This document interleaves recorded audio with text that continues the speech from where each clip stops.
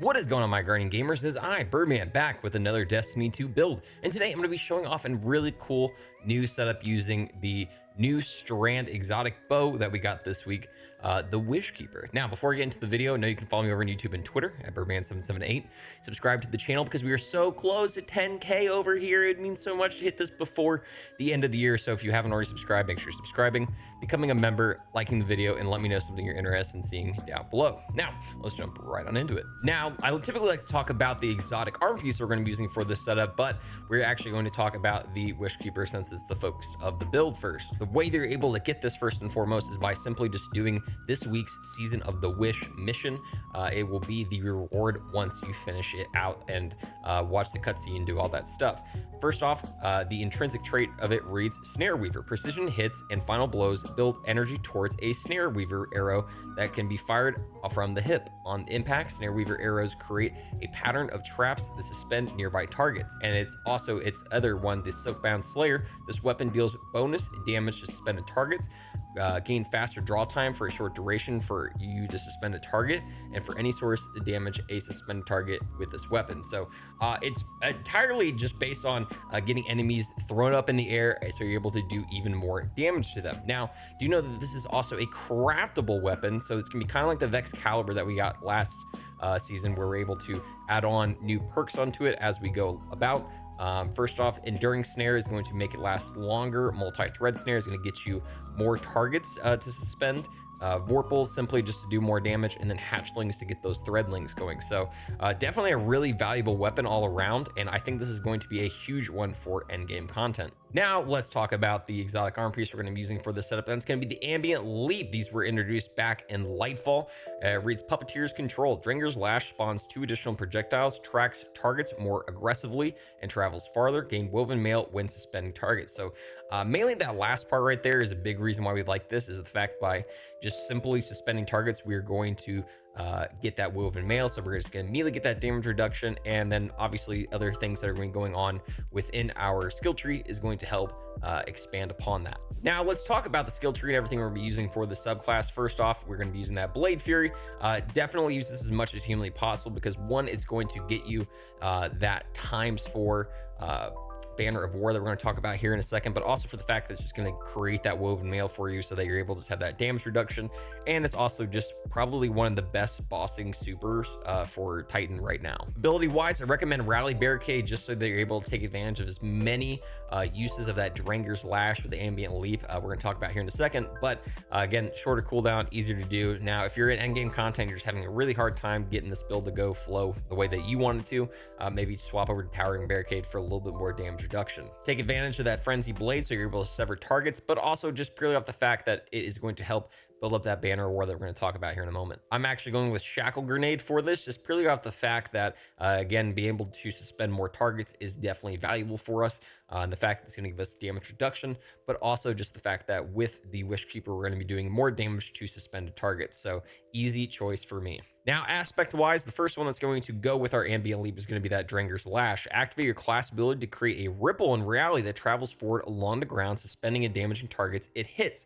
So obviously, on the base version of this, it's just going to shoot out one that's just going to kind of slowly go at targets, but with the Ambient Leap, it's going to give you 2 more uses of that, while also making it more powerful. And then also that Banner of War, so that we get that little bit extra healing and damage there. Defeat a target with a melee attack, finisher, or sword to raise a Banner of War that pulses with energy, periodically healing nearby allies, increasing melee and sword damage.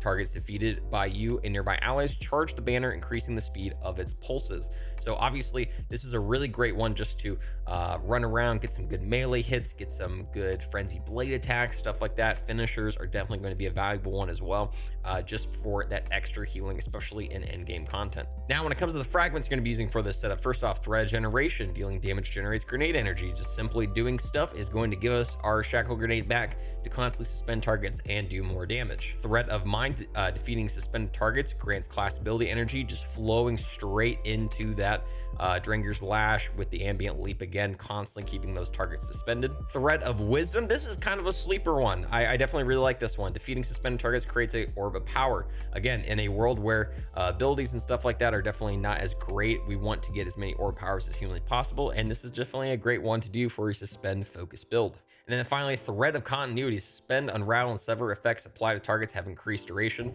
We're getting actually the unravel and sever from different things on top of that suspend, so this is definitely a valuable one to use. All right, now when it comes to all the mods and everything you're gonna be needing for your armor, first off, on your helmet, I recommend using a harmonic siphon. We are using a strand bow for this, so easy one to constantly get those orbs.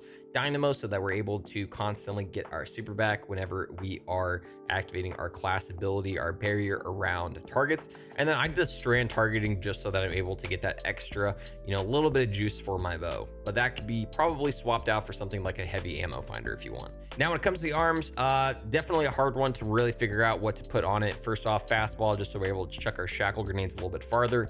Bolt and detonation, so that whenever that shackle grenade hurts a target, we're going to get a little bit of class ability energy back. And then impact induction, causing damage with our power of melee, is going to help us get our shackle back a little bit faster. When it comes to our chest piece, I went with a double charged up. You're going to know why here in a second when we look at our legs, and then a concussive dampener for some damage reduction. When we get to that legs, first off, a stacks on stack, so that every single use of that orb power is going to count as 2 armor charges, and then double strand weapon surge for that extra damage for our bow. And then finally on our legs, a time dilation, so that we're able to get a little bit more time for each one of those charges. A Reaper, so that we're able to get an orb power after we get a kill after activating our class ability, and then a powerful attraction to pull in all those orbs. Now, when it comes to the artifact, we're going to start in the second section. First off, I went with a blast radius just because I use a rocket launcher a lot for this setup, so getting that extra armor charge for using that is really nice, and also from whence you came, so that we're getting extra damage against taken and scorned combatants, which is obviously really great for the new dungeon. In the second column, a wish into being, so that we're getting some orbs of power when we're close to being fully charged on our super. Fourth column, a unraveling orb, so that our bow is going to get unraveling rounds whenever we pick up an orb of power. An overload rocket, so that that's getting that ability, and then also a dragon's bite, so that whenever we break a shield with our bow, it's going to suspend the target. And then finally, in the fifth column, Horde Shuttle, damaging unravel targets, which is pretty much everyone that we're hurting. Occasionally spawns a Threadling, and then that solo operative for that extra damage. Now, when it comes to how this is endgame viable against champions, first off, against barriers, I've been mainly using a sidearm, but do know you get unraveling rounds from your bow. But do know that if you want those unraveling rounds to work for the bow specifically, you need to make sure that the unstoppable bow perk is not on. When it comes to unstoppable, that we're able to get the suspend effect on them to do that, or again, just put on the bow mod for the season for the wish ender. And then finally for overload, that one I think just you need to match whatever it is. So rocket launcher is going to be really great for it. You can constantly suspend them if you want. It's just the fact that they're not going to get stunned and they're just going to constantly generate health. So definitely take advantage of the rocket launcher for this season. Thanks so much for watching the video, everyone. I hope you really enjoy it. WishKeeper is definitely one that I've been waiting for, and I'm really glad that it's kind of a sleeper hit. I don't think people are going to like it all that much, purely off the fact it's not doing crazy damage. It's really just kind of utility based more than anything, but that's something I really enjoy, especially for endgame content where I'm kind of just like slow goes. I want to make sure that I'm able to like clear those GMs and everything by myself. And this is definitely going to be a really good weapon for it, especially for the fact that I'm able to get that suspension purely from just getting precision hits on targets. So I really like that. But again, we're so close to 10K over here on the channel. Make sure you're subscribing so that we are able to hit that number before the end of the year.